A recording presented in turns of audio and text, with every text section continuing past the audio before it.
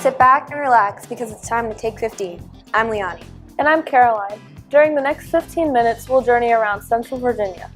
Today on Take 15, we'll visit a historic Richmond neighborhood, learn how to maintain stamina and quick reflexes, and have dinner and dessert all at once. We'll also learn new test prep techniques and explore the art of framing. Lastly, we'll take a trip around campus to get your opinions on the weather. In Richmond, Church Hill is known for restaurants and gas lamps, and Carytown is known for shopping. But what is Organ Hill known for? Our seniors sought to answer that question with a visit to that historic neighborhood.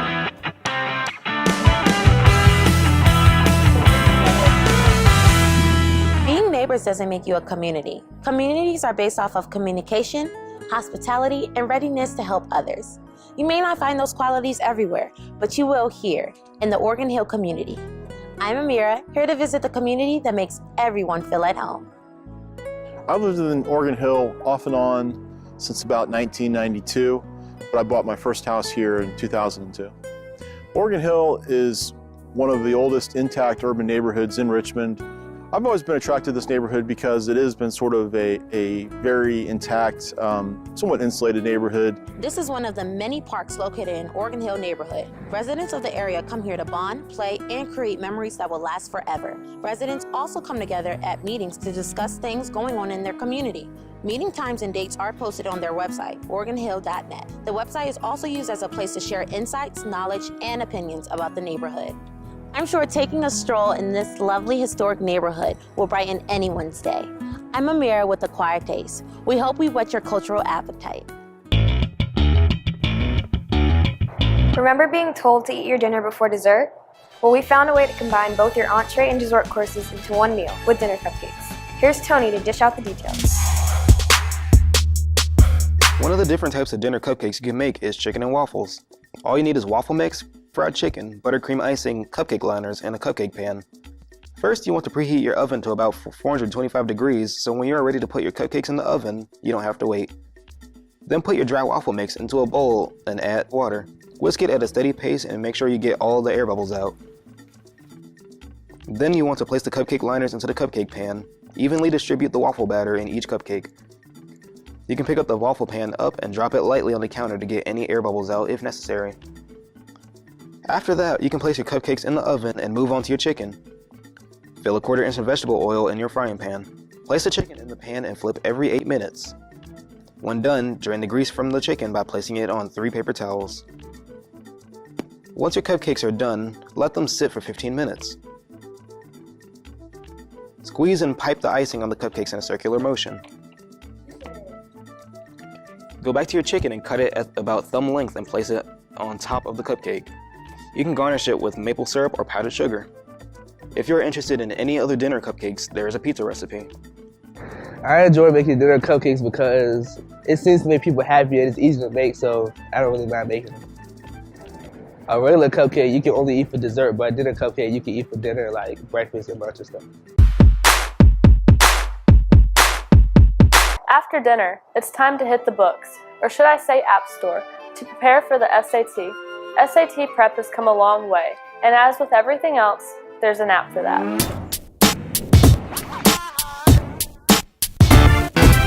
As juniors and seniors begin to set their eyes on what school they want to attend to for the next 4 years, they also have to worry about the many tests that come along with the stressful process.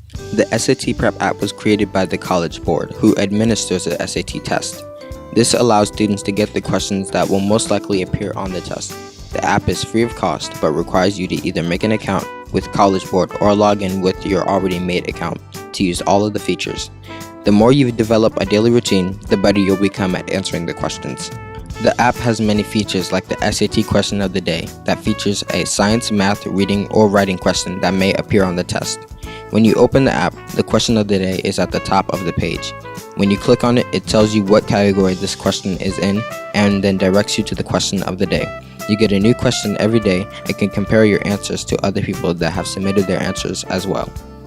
Other features include being able to scan and score your PSAT instantly. Also included is a link to gain more practice at Khan Academy. Getting to Khan Academy is really simple.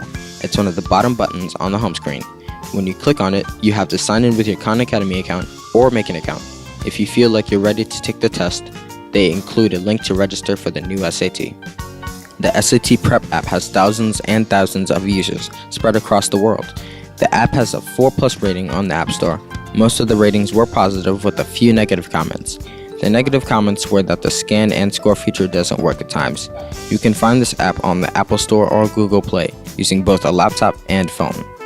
The SAT Prep app is making it a lot easier for students to study for the SAT, which means a lot to colleges when looking for prospects. This is Malachi, and this has been Tep Talk. The SAT Prep app may make your mind agile, but the rest of your body requires exercise for that. Fresh off the soccer field, agility ladders improve agility, coordination, and overall fitness, as Malachi discovered.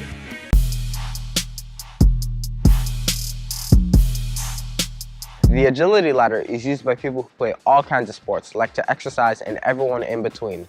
This simple to learn but hard to master device is a great way to keep yourself on your toes.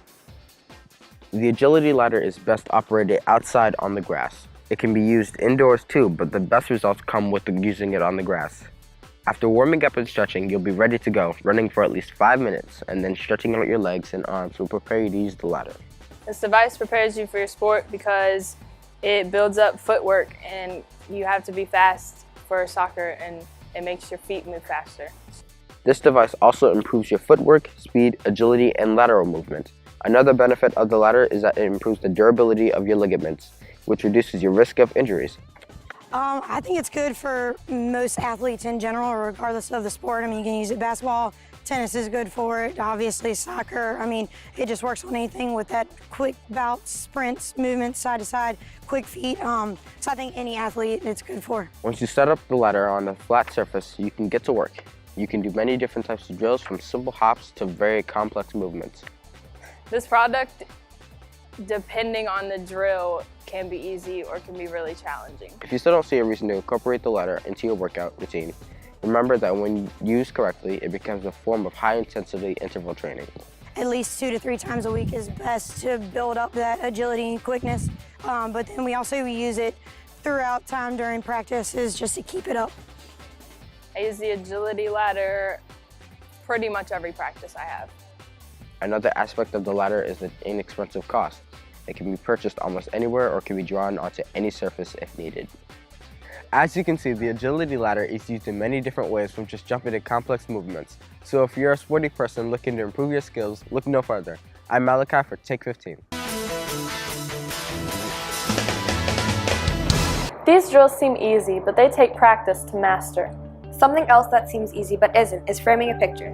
Most people think framing is as simple as a trip to the store to buy something ready-made, but framing, a real work of art and not just your latest selfie, is an art form in and of itself. I traveled to Franklin Art & Frame in Chesterfield to learn more about this craft. Framing a photograph, drawing, or painting is as easy as picking up a frame from a craft store, right? Wrong. We're at Franklin Art & Frame in Southside, where John Franklin will put us in the picture. Franklin Art & Frame came to be because this is what I've been doing since I was about 13. And I had various other jobs framing in various other shops until 1990. And I decided to go out on my own. The services we provide are basically conservation framing. That is, preserving old artifacts, original documents, heirlooms, things like that. People should have their artwork professionally framed so it looks good and it will stay together. What kind of pictures we usually frame range from inexpensive graphics and prints and posters to original documents, including things like clothing, shoes, pretty much anything you can think of, we've put in a frame. The best way to help people preserve works of art is to use acid-free framing materials and reversible mounting techniques and UV filter glass, definitely. What sets us apart, I think, from most other framers is not just attention to detail, but attention to the idea of conservation framing detail, and the fact that we have a wood shop where we can modify just about anything that goes into a frame or build it from scratch. I guess what I would like most for people to know about our shop is that we do the unusual, and it's almost impossible to describe the scope of what we do. But if you can imagine it, an heirloom or fine art, we can frame it, and we have. And I have pictures to prove it. I've come to Fralin Art today to have a painting framed. I chose Fralin Art and Frame because they do excellent work here. I love coming here.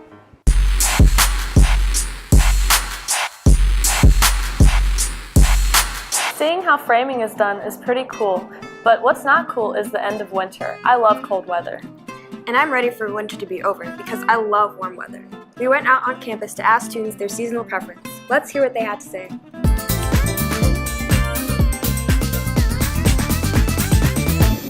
So are you a hot or a cold weather person? Cold weather person. Well, I want to say I'm a hot weather person because my birthday's in the summer, so when it get hot, that means my birthday coming up. But I hate being hot, so I'm gonna go with cold. Don't like to sweat. And it's like, I like the fall. It's better season. I'm a hot weather person because I'm anemic and I get real cold and I gotta bundle up, so yeah. Warm, because I like wearing sweat shorts. Warm. So I can wear my sweat shorts. Yeah, like the hot weather, like the pool. I am a warm person because it's a lot of things to do outside when it's warm. I am a cold weather person so I can put on layers. Cold weather person because, I'm from the Windy City, Chicago, so I'm used to the cold weather.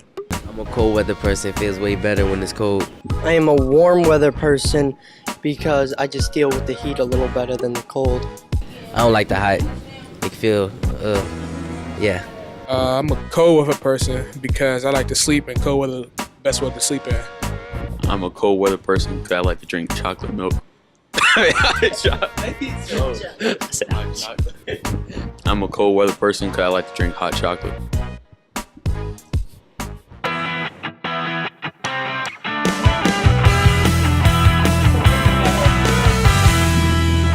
Our 15 minutes are up. Thanks for tuning in to Take 15. On our next episode, we'll enter the emoji age, hit up a groovy record store, and hang out with some young women who are knitting for change.